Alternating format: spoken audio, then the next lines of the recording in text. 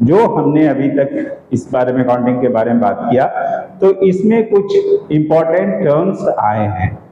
इन basic terms के बारे में पहले हम जान लें, खासकर अकाउंट्स पढ़ने वाले बच्चों को इन टर्म्स के बारे में मालूम होना चाहिए, वो इन टर्म्स से अवेयर होने चाहिए। Number 1, entity.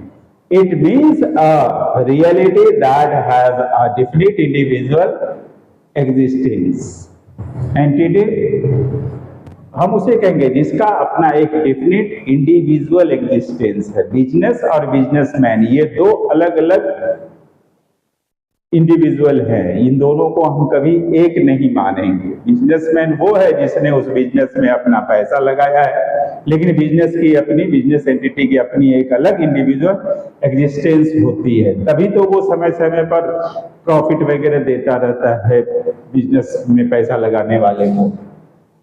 Business entity means a specifically identifiable business enterprise, जिसका अपना एक अलग अस्तित्व होता है। बिजनेस हम उन्हें एंटिटी के तौर पे जान रहे हैं। दूसरा है ट्रांजैक्शंस।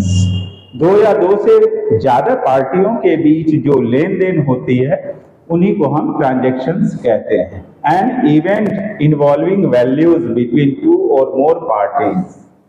दो और उससे ज्यादा एंटिटीज, दो या दो से ज्यादा एंटिटीज के बीच में वैल्यू का जो इवेंट होता है हम उन्हें ट्रांजैक्शंस कहते हैं, जैसे सेल, परचेज, पेमेंट, रिसीट, ये सभी ट्रांजैक्शंस कहलाएंगे क्योंकि इनमें वैल्यू का ट्रांजैक्शन होता है। Assets. All economic resources owned by an enterprise and that can be usually expressed by a monetary value। सारे वो इकोनॉमिक रिसोर्सेज जो बिजनेस एंटरप्राइज ओन्ड करती है और उनका इकोनॉमिक मॉनेटरी वैल्यू होता है, उन्हें हम एसेट कहते हैं। जैसे लैंड, बिल्डिंग, प्लांट, मशीनरी, ये सभी एसेट के तौर पे जाने जाते हैं। लायबिलिटीज। इन एसेट्स के अगेंस्ट जो ऑब्लिगेशंस होते हैं हम उन्हें लायबिलिटीज के तौर पे जानते हैं।